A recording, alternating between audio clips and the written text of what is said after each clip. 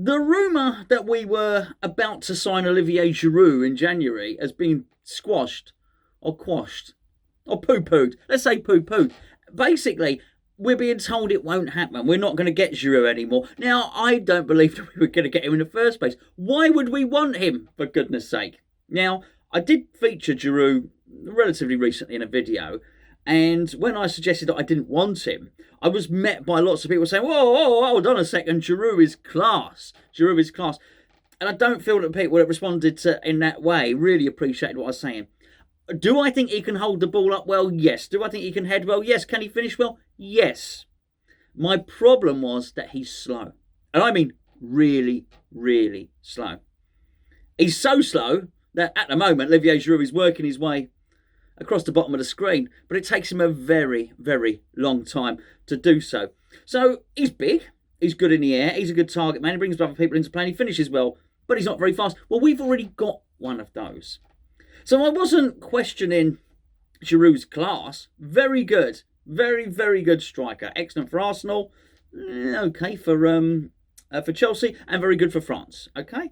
But apparently Frank Lampard doesn't want to sell him, so he's ruled it out. But it should never have been ruled in. Look, our front line is dog slow. I mean, really dog slow.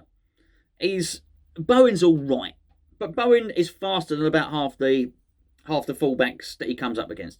What he does, he tends to wear them down with endeavour. Just keeps on going. He's more like a marathon runner than a sprinter. It's why Mikel Antonio is so pivotal, so integral to our front line. Haller's just not quick enough, basically. I'm sorry to say. And as for our very favourite Pablo Fornals, El Fornicador, if you look to the Sheffield United game, there are actually two occasions. One of them, Declan Rice played it in front of him for him to run onto, and it rolled out for a throw-in because he wasn't quick enough to get there. And the same happened when Jared Bowen tried to play in. El Fornicador, right in front of him. Again, he couldn't get it. It rolled out for a throw-in. Basically, he's so slow, even his teammates who train with him every day don't realise how slow he is. But he has other qualities, as does Giroud. We just don't need those qualities. And it has to be said, he does have a massive ooter. I mean, he does have a very, very large nose. Now, I know I can't talk. I do not have a small nose, of course. However, I feel it's too large for the modern game. It's too large for football. Take into account when he had a marginal offside decision against Harry Maguire and he had a goal ruled out. And quite frankly, he was lucky that his head was facing in the direction of Harry Maguire. Harry Maguire was not so fortunate, of course. He got a nasty injury to the back of his neck. But in these days of small margins and fingertips and a shoulder or a toe being offside, I think it's a complete hindrance to be playing with somebody with a nose that big in your team. He may well be perfectly onside, but his hooter will most definitely be offside if he's facing the goal. And this is the sort of thing we got to guard against, by the way. There's something else as well I've noticed in the news. West Ham are reported as being in the chase to sign Roma midfielder Amadou Diawara. The Serie A star has struggled for minutes this season. Oh, that's all right. We'll have him then. He's had a positive COVID test. Couldn't get back in the team afterwards, apparently. So, anyway, it claims that us and Leicester are in for the 23-year-old. A bid of around 22 million. 22.2. The 0.2 is pivotal. You just bid 22, you ain't getting him. 22.2 million would be seen as enough for Roma to do business. And there's talk that the offer could arrive as early as January. Look, we're not bidding for him. And quite frankly, if we are going to bid for anybody called Amadou Diawara is not the guy to go for. The guy to go for is, may I present to you, Amadou Dembele. If you're going to get an Amadou, you might as well get a Dembele. He's currently playing in France, and he certainly doesn't cost 22.2 million. In fact, he's not very good. You might get him for the 0.2. I did notice that Jack Wilshere as well. Jack Wilshere tries to make amends. Says, by the look of things, Jack Wilshere is trying to mend bridges he burned following West Ham's departure. He had a little dig when he left. Do you remember? Yeah, he put the boot in a little bit to West Ham. It said the midfielder left the club earlier this summer, released on a free after an injury plagued spell in East London. I say released on a free, we paid up most of his wages. He said he made a total of 19 appearances following the free transfer, despite being handed a 3-year deal on mega wages. Following his exit, this is what he said. He was quoted as saying he'd be silly to move to another club like West Ham, as he wants the team to. He wants to play in a team that has the ball. Has the ball. I mean, it's quite a dig, isn't it? I don't want to play for a club like West Ham. I like to play with a football. They're always defending all the time. Anyway, he's changed his tune. Basically, he says that he had a great time training under David Moyes. Apparently, they do use a football, and he says that he has no arguments of being left out of the team in favour of Declan Rice and Thomas Souček. Speaking to ITV Football, he said, "When the new manager came in, I thought it was going to be a really good thing for me. I spoke to him straight away and he was like, sorry, we'll go with it. I spoke to him straight away and he was like, I need you to get fit. You're part of my plans. I'm sure he wasn't like, I'm sure he said, I need you to get fit. You're part of my plans or something like that. Anyway, wasn't like that. Then lockdown came and we weren't in a good position in the league.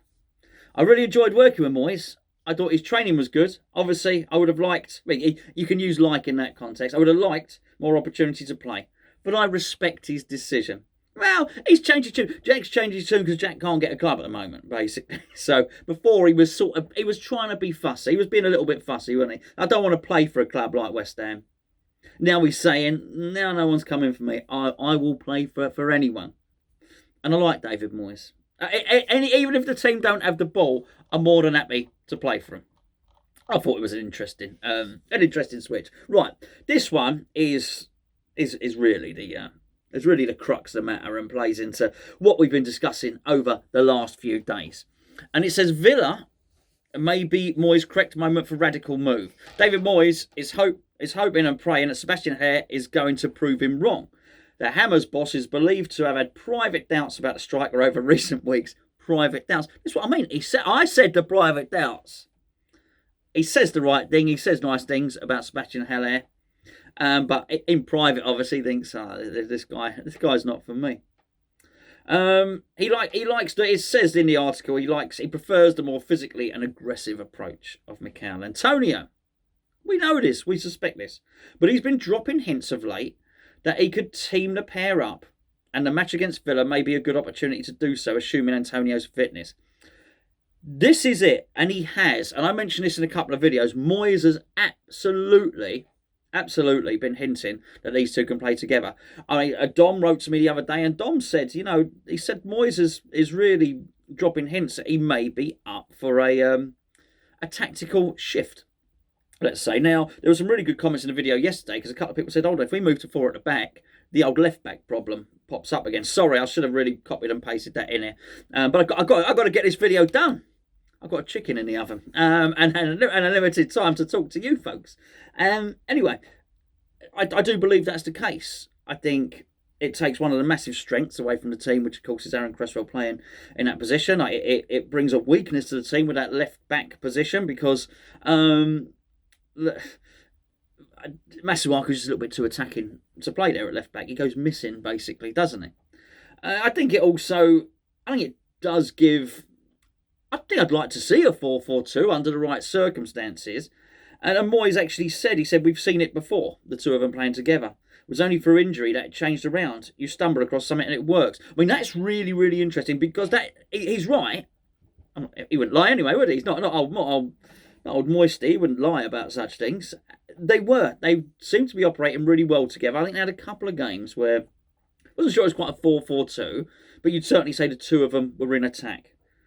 And at the moment, that's sort of one more attacker than it appears that we have anyway at the moment, because sometimes I look at it and I think, well, particularly against Sheffield United, there's only one guy up there. They spend so much time defending Bowen and Fornals that there's one guy up there, and at least when you're playing in that formation, then you do have two attackers.